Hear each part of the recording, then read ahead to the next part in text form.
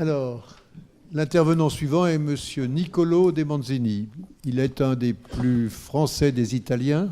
Il a été formé à Strasbourg. Il en dira quelques mots. Et il est supporté aujourd'hui par Christian Meyer, qui assurera la discussion. Merci.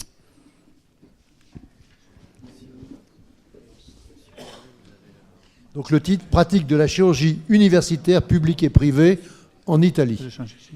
Okay. Merci, Monsieur le Président, Monsieur le Secrétaire, Monsieur les membres de l'Académie de chirurgie.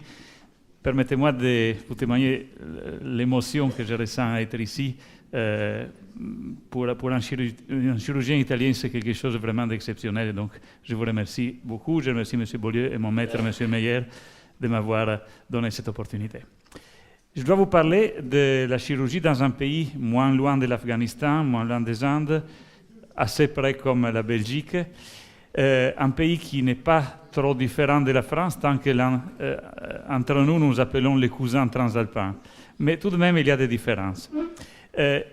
Une petite différence en termes de population. Vous voyez que les derniers recensements montrent à peu près le même nombre d'habitants.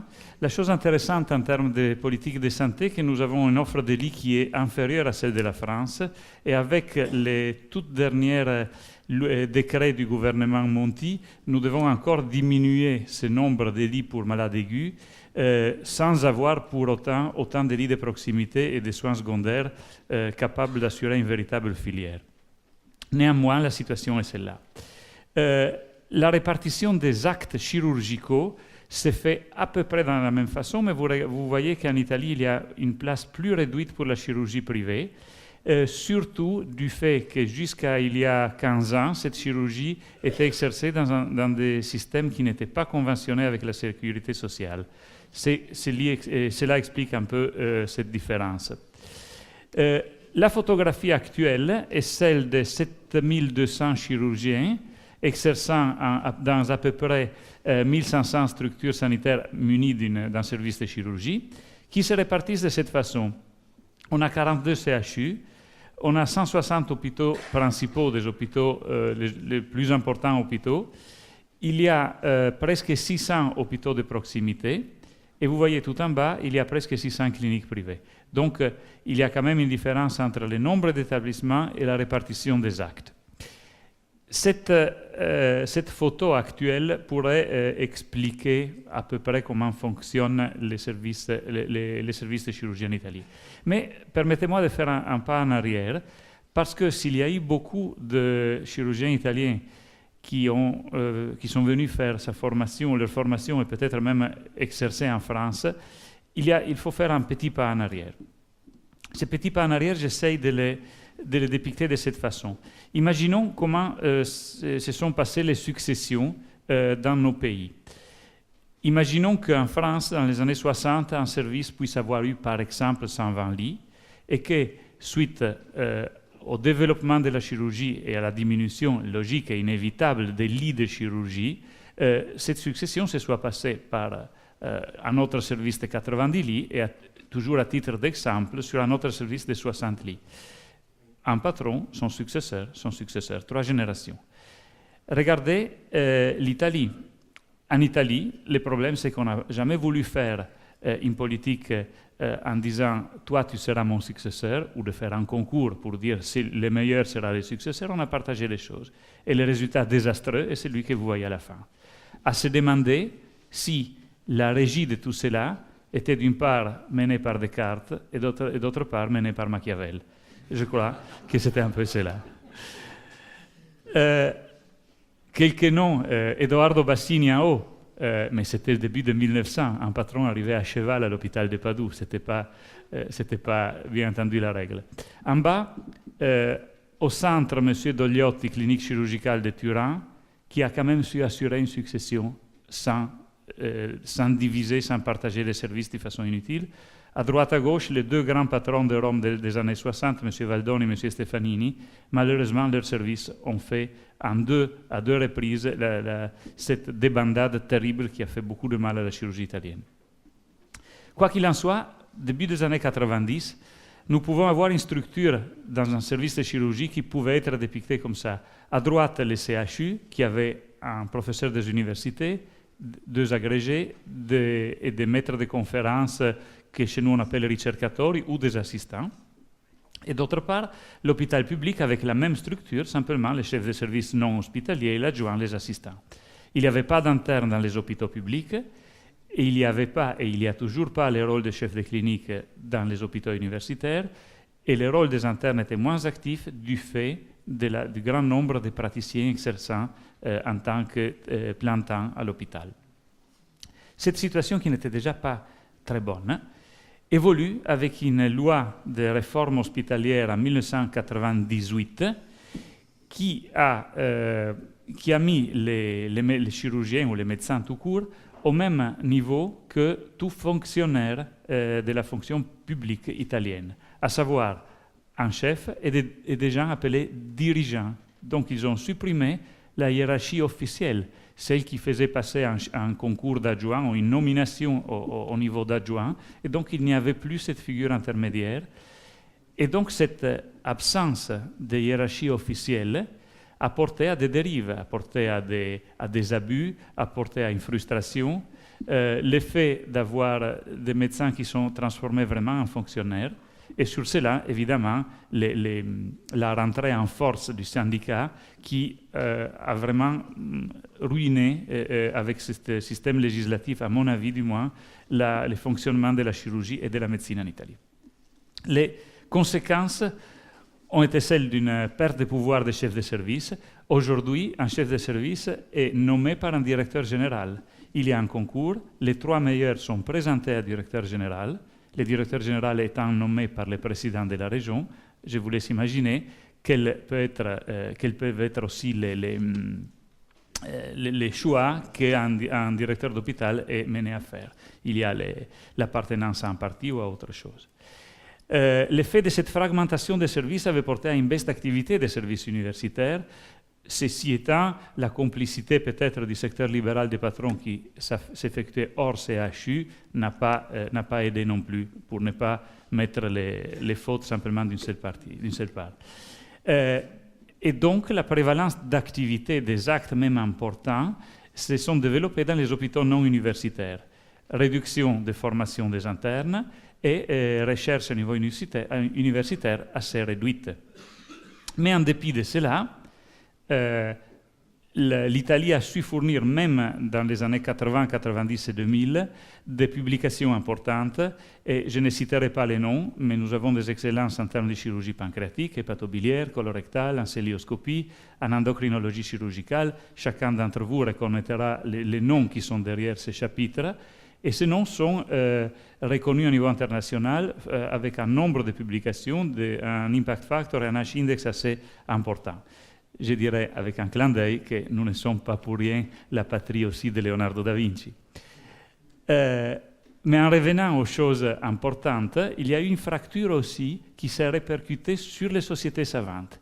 Historiquement, la Société italienne de chirurgie a plus d'un siècle, comme la FCA peut l'avoir, et elle était l'apanage surtout des chirurgiens universitaires.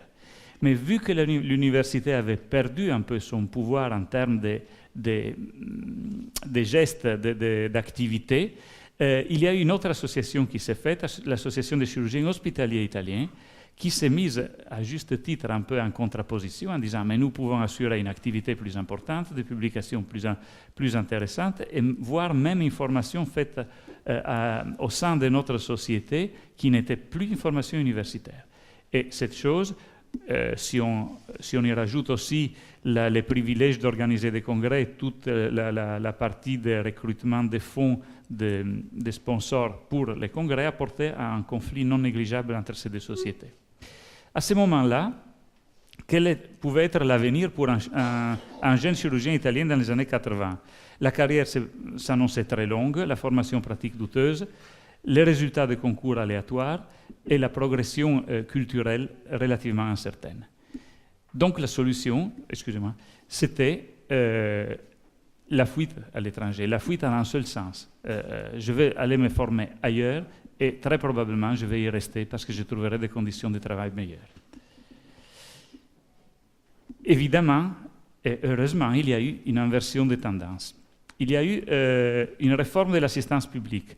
L'hôpital a été réadministré d'une façon à le rendre semblable un peu à une entreprise de santé. Donc, avec une gestion managérielle qui n'était plus tellement ou plus trop soumise à la main des hommes politiques.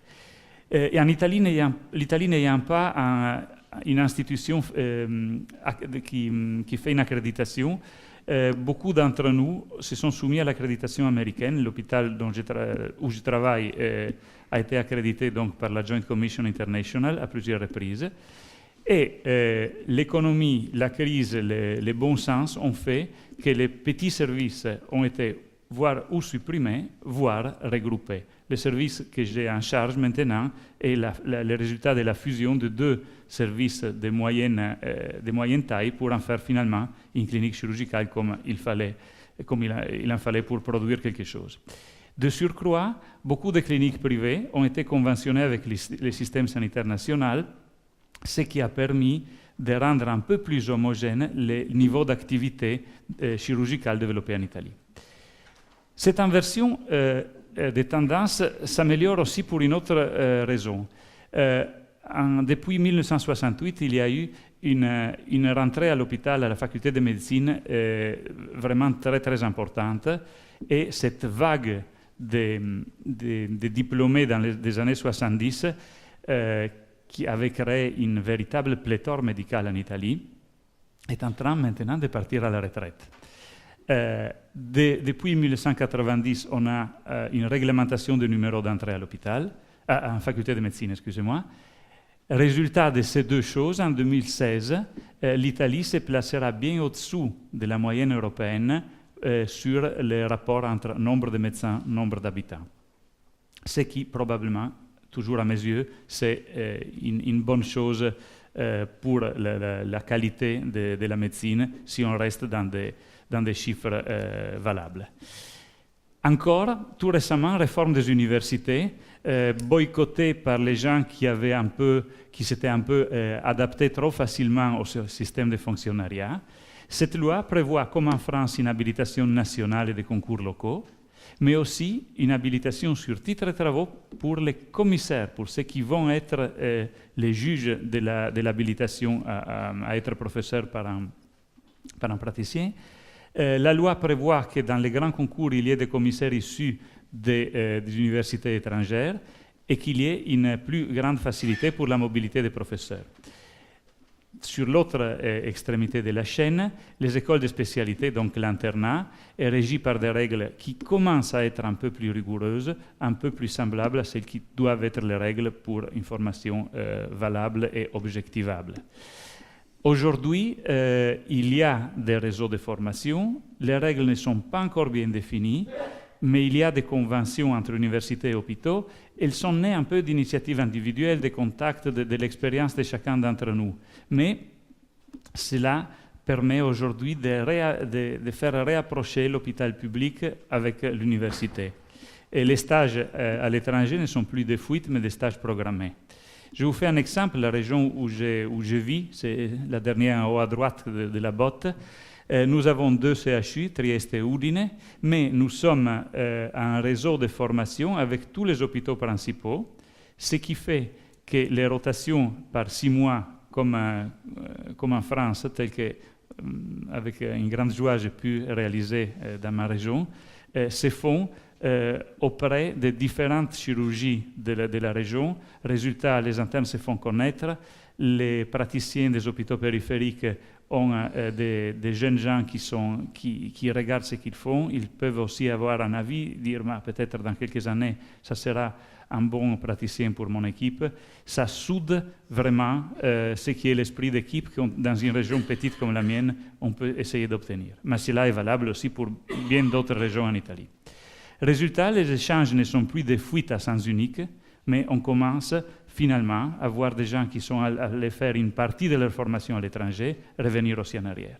Ce qui fait, avec un petit clin d'œil, qu'un jeune diplômé des années 80 soit parti en Alsace où la couleur de sa peau était étrangement semblable à celle de sa blouse, typiquement alsacienne, mais ceci, c'est la façon de travailler, et qu'il est tenté de reproduire ce système aussi dans sa ville natale. Pour conclure, aujourd'hui, je vous avais dépicté un peu ces deux systèmes publics et universitaires, mais aujourd'hui, les réseaux de soins sont en train de rapprocher, d'unifier tout cela, et la culture qui est portée, à mon avis, par les jeunes esprits les plus enthousiastes et les plus capables d'innover, de donner des idées, cette culture, ce sont nos internes qui vont la communiquer en faisant les rotations dans les différents hôpitaux. Et donc, avec une vision de la plus grande place italienne ouverte sur la mer, qui est celle de ma ville, sur un coucher de soleil, je vous remercie beaucoup de votre attention. Merci beaucoup, Niccolò De Manzini, de nous avoir fait vivre cette chirurgie italienne de manière très intense. Merci. Alors, Christian Meyer, qui a été le président de l'Association française de chirurgie, chef de service à Strasbourg, qui a été le patron de M. Niccolò De Manzini, va nous dire quelques mots.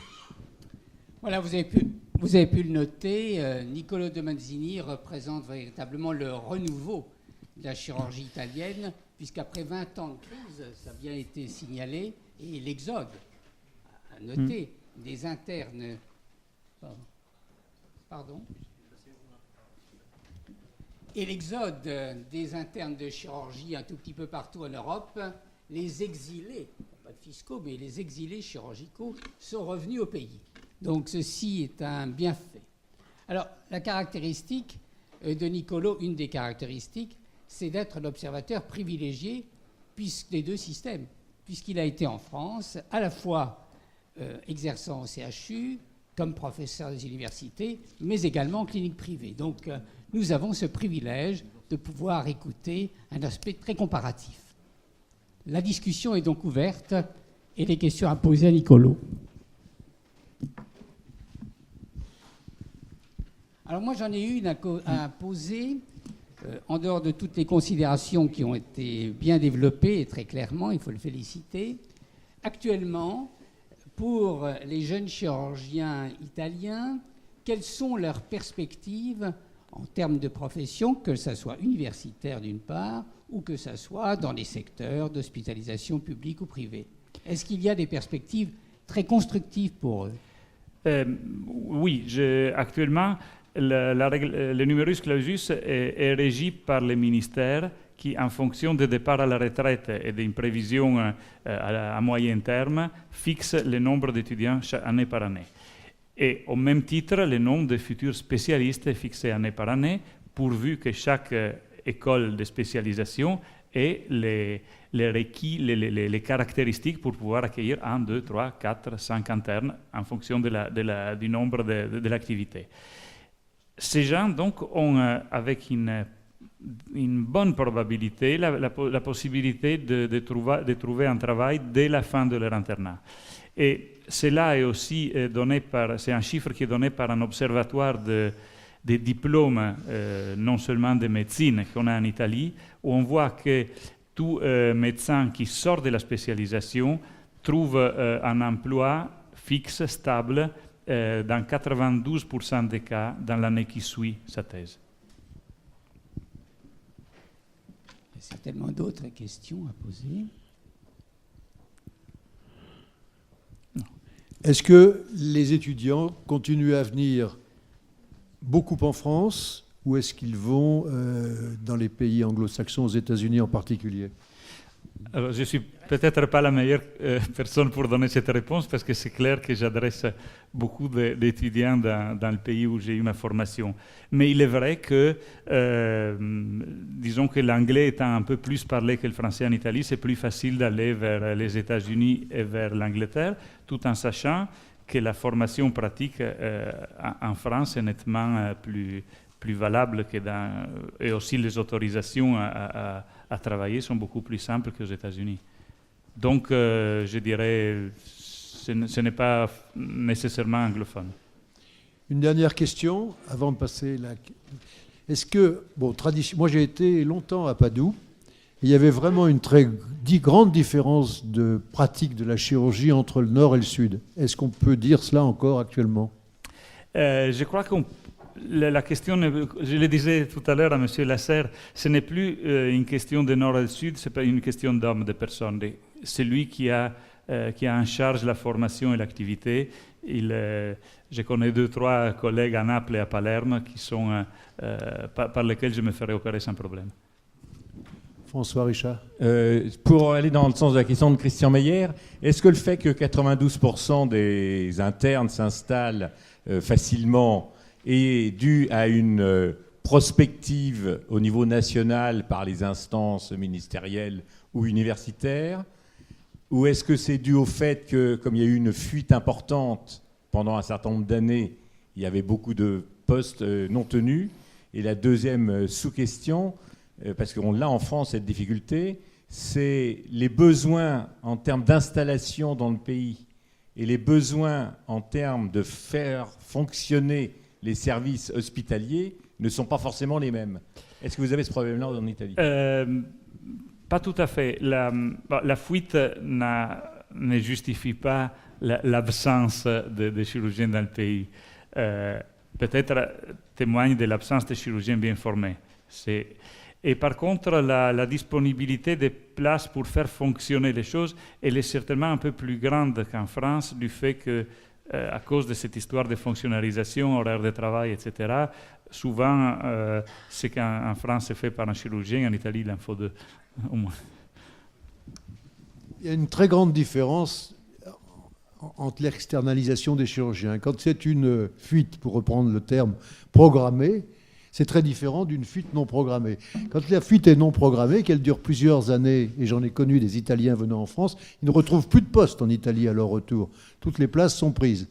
Alors que quand la fuite, comme en France, actuellement nous cherchons à favoriser la mobilisation et l'externalisation des étudiants pendant 1 an, au retour, ils retrouvent des postes. Ceci est programmé. Et c'est la même chose, j'ai la même impression en Italie. Une courte question, la toute dernière. En ce qui concerne les étudiants, on a connu en France une défection, une grosse déflation des vocations chirurgicales des plus jeunes pour des raisons bien connues. Est-ce qu'en Italie, vous avez observé la même chose? Est-ce qu'actuellement, la situation des plus jeunes les incite à reprendre le flambeau chirurgical, oui ou non, ou est-ce que c'est plus tempéré? Les étudiants ont bien changé leur mentalité. Ils sont beaucoup plus concrets de ceux de ma génération. Ils regardent beaucoup le marché et non seulement la passion. Ils regardent les deux. Il est vrai qu'il y a plus de places et il est vrai que les services formateurs sont reconnus. Il y a le bouche à oreille comme partout. Donc, il y a certains services où il y a une longue liste d'attente pour pouvoir rentrer. Merci beaucoup.